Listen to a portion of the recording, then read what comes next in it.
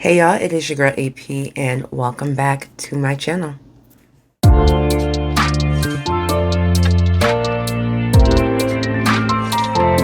me just pull up my cup of coffee right now.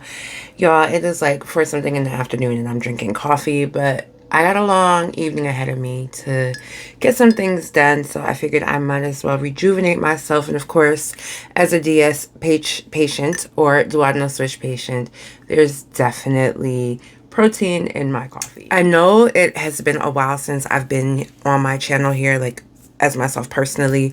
I post the clips of me and hubby's podcast, A&J podcast, which y'all seem to not really love as much, but y'all are gonna get this A&J podcast. Like, y'all gonna get it whether you love it or not, because we enjoy doing it and we have fun doing it, and I hope eventually the audience will grow. It's growing on Instagram, but slowly over here. But that's life on YouTube as far as I'm concerned. I thought about what to name this video, like what the topic would be, and honestly I cannot think of anything other than healing, because that's just the leg of my life that I'm in right now, whether it is my physical health or my mental health, even my spiritual health.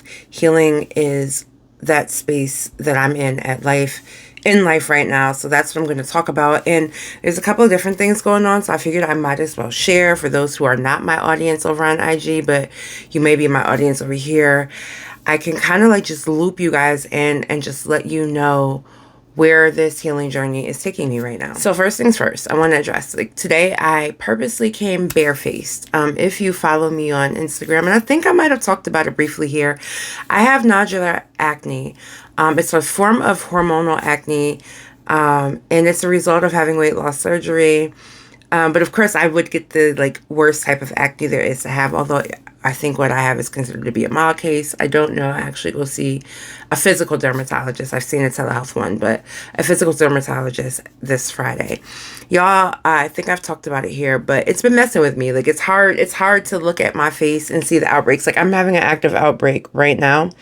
So aside from the scarring, although the topical medication they've given me has been helping with the scarring, you can see the active like whiteheads here, and I have one over here. It's really hard. I'm an anxious person, not to pick, not to pop. But it's hard because my face card has never been declined, and it's not going to be declined now. It's not. It took me a really long time to learn to love my face. And that's something I've discussed already in therapy, about just growing up and not being exotic enough or cute enough during the time that I was growing up.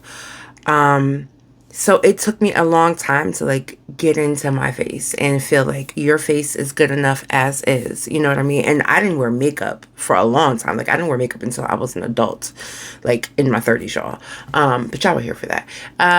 But so to work so hard to like be confident and comfortable and feel pretty in my skin and my face, for my skin to betray me in this way has been difficult, and it took an emotional toll that I wasn't expecting.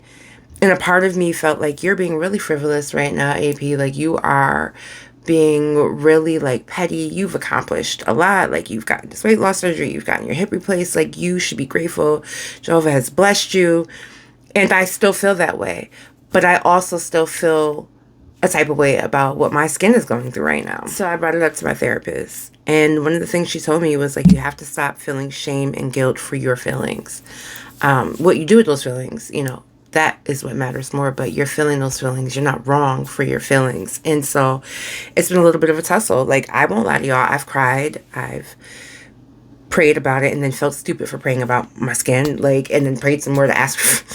It's been a cycle, an emotional one, but I just want to be honest, because I feel like if I'm honest, it might help somebody else to be honest and maybe come to terms with where they're at in their journey. But it's been hard, and I feel like I'm excited to go see dermatology, because the medication I'm using right now, it's all right for a prescription, but for the cost of that prescription, I feel like it should be doing better. So I tried this brand called Apostrophe. I'll get into that another time. Y'all, just be mindful of where you put your coins for various reasons. Not that they're not credible, but because they don't accept insurance, like the price on things is just sky high. It's fast, it's super easy, it's convenient, but you can't get the in-person care that you might need, and it's costly. So if that's something you've ever considered, keep that in mind. However, anyway, where was I going with this? Oh, but yeah, back to, I just been grappling with that emotionally. So I decided to come here makeup free because I'm having an active breakout. And while I'm having an active breakout, I find it to be most effective for me not to put product on my face. Although foundations, some of the ones I use are non-comedogenic, I'm sure they're not all, to be honest. And because I never cared before. So I have an arsenal, a foundation of products that I didn't really care if they were comedogenic, non-comedogenic, because I had great skin. So I'm just trying to be more mindful. But I also want to intentionally show up on my platforms in my natural state so that you guys can see what it looks like, and just owning it. It means something to me to be able to own it. It's like, it's important for me to do that for myself. And I also think to set an example for my daughter. I remember when she was in high school, she was going, well, it started in middle school. She also has nodular acne, actually. And she hated it. It messed with her, but she was beautiful. And I told her that all the time. And I think watching her resiliency with it is inspiring me on the back end. And I'm like, I have to show up the way I asked my daughter to show up for herself. Because we can't be no hypocrite over here, you know? So while I'm having this active breakout, y'all get to see my pimples live and direct, makeup free. I did do my brows. And I threw on this little $20 wig, courtesy of my daughter's influence. And I'm just learning to be comfortable in my skin all over again. And that has kind of been like what's been happening, learning how to be comfortable in my skin all over again. Because even with the weight loss, I'm at the lowest I've been in my lifetime, in my adult life, in a long, long time. Since high school. I'm at my high school weight now. I'm below my high school weight now. And it's weird. And while some people think that, and I've talked about this in other videos, so I won't stay here too long, but while people think that getting smaller, it makes you magically feel better and all that stuff, blah, blah, blah, it doesn't. And it's an adjustment. Just like it's an adjustment to gain weight, it's an adjustment to lose it. Your body shifts, your skin shifts, things change. And it can take a psychological toll if you are not caring for your mental health, which is why I'm so grateful to be in therapy with a trauma therapist who is helping me navigate these spaces. Because y'all, I would have lost it by now. I'm past a year out at this point, and it's still a challenge. It's still a challenge. And I think it's going to continue to be one. I don't know that it will ever not be a challenge, but what I do know is I want to rise to the occasion, as I've done in the past, to care for my mental health so I can be in the healthiest space possible. Because I have this goal right now where I want to be like the best version of me that I can be for my husband and my children, because I don't think they've ever had me completely whole and healthy before. And that was like not sitting with me right. And I won't blame it on me. I don't think it's my fault. I don't think it's anybody's fault. I just think it's the time of where I was in my life. But now I'm ready to be that for them. But for myself, more importantly, but for them too. So it's just, I am doing my best to be honest in how I feel, even when those feelings don't always feel like I should feel them. But I'm going to honor them the way that I would honor my mom or my sister or my friends, the people that I love. Because I have to pour love into myself in the way that I would somebody else. And it makes me think of, Jesus said, love your neighbor as you love yourself. How can I love my neighbor properly if I don't love myself properly? So I'm learning, y'all. It's a journey. It's not easy, and I just want to put that out there. Next. So this might be, like I said, a duplicate if you follow me over on Instagram, but at a recent eye doctor visit, it was discovered that I'm farsighted, which is amazing because I've always had 20/20 vision. As it turns out, that 20/20 vision was fraudulent. My right eye has been overcompensating for my left eye for years, and at 37, it's finally like, no, sis, we're giving up now. So I will permanently have to wear glasses to help with my vision. But we also discovered that I probably most likely have let's try that again. Idiopathic intracranial hypertension, also known as IIH or pseudocerebri something tumor. Fake meaning it's not a tumor there, but it mimics a tumor. At any rate, just regular routine imaging. The optometrist saw swelling and damage to the retina. I also have suture cataracts, which is like opacity in the vitreal fluid of my eye. I have floaters. I have a lot of things going on with the eyes that have been causing me some trouble. And interestingly enough, she thinks it's IIH. So I've been on a journey right now with neurology, neuro-ophthalmology, trying to get the official diagnosis from them because the neurologist has to diagnose it. I do have a neuro-ophthalmology appointment on Friday.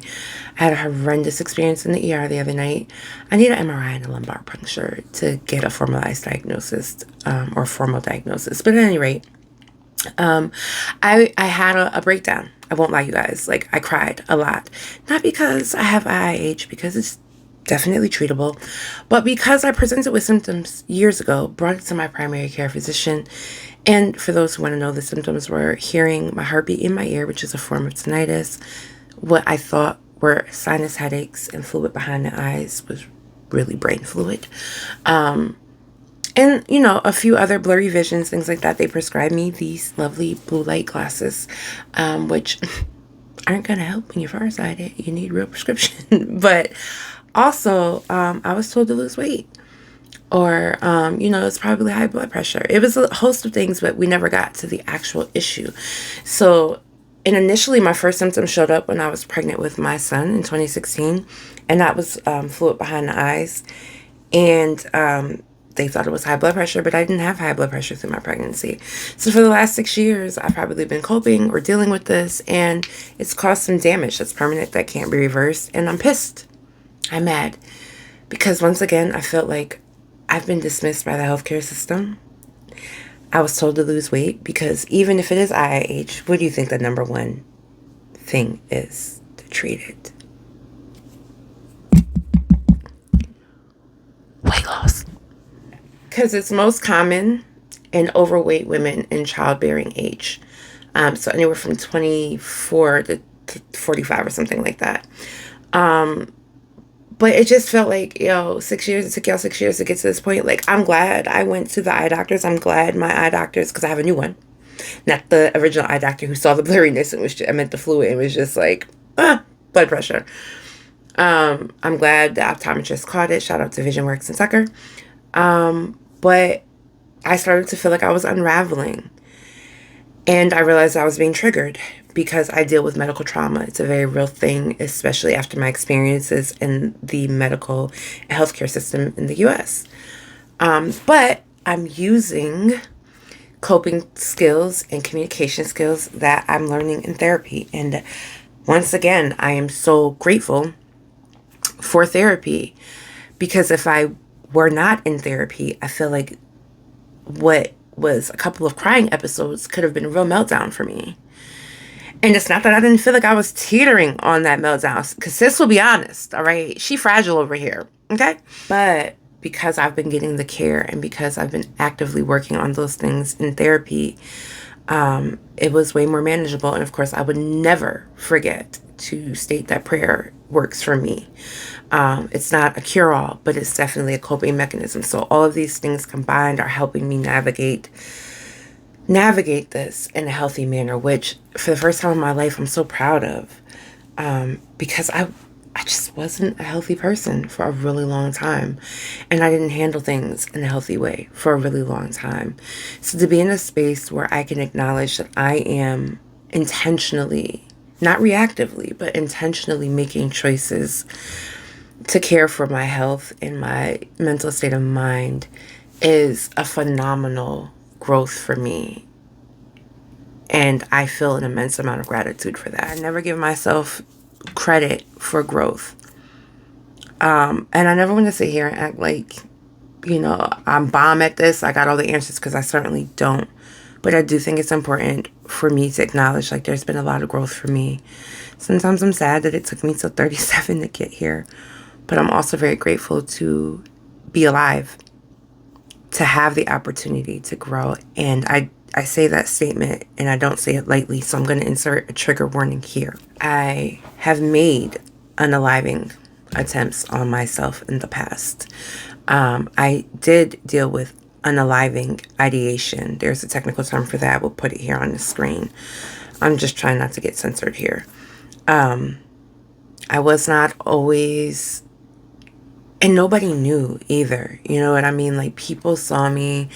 I was always able to put on a brave face at my worst times. And unless you were like somebody extremely close to me who saw like the highs and lows of my depression and health, you would have never known. And even with those who were close enough to me, they didn't necessarily understand what they were looking at.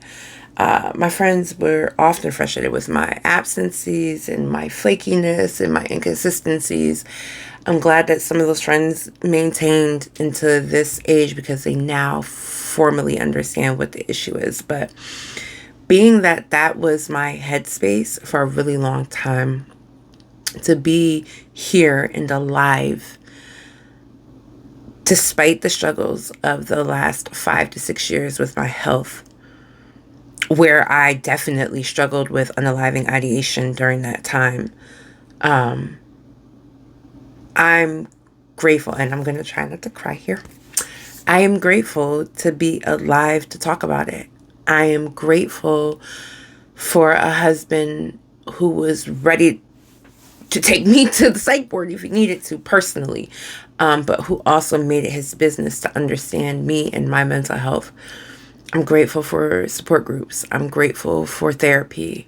I'm just grateful. And it's that practice of gratitude that keeps me humble. It is that practice of gratitude that keeps me focused. It's super easy to get caught up in all of the negative things and all of the things that go wrong. And I admit I was a person who had the tendency to focus on those things, which prevented me from seeing my cup as half full. So I'm glad. I'm glad to be here. I really want to stress the importance of gratitude, because gratitude helps you stay grounded in reality, which sometimes is hard to do when you are struggling with mental health. The other aspect I want to touch on is that healing does not always feel good. Healing is painful, because in order to heal, sometimes you have to address things that got you from point A to point B. And trauma therapy specifically works in that arena. And recently we started to unpack my essay, and also the different manipulative relationships I was in really, really young and had no business being in. And through that exploration, I've been able to understand grace for myself and forgiving my teenage self. I was a child. But dealing with all of this has taught me that healing is not all the pretty that, sometimes gets neatly commercialized and packaged for you on Instagram or Twitter or wherever you're consuming your social media from. It's not always going to be pedicures and manicures and spa days and date nights. Those things are fun, but the real work is truly painful. But if you can endure that, if you can safely navigate that, what you stand to gain on the other side of that is so beautiful.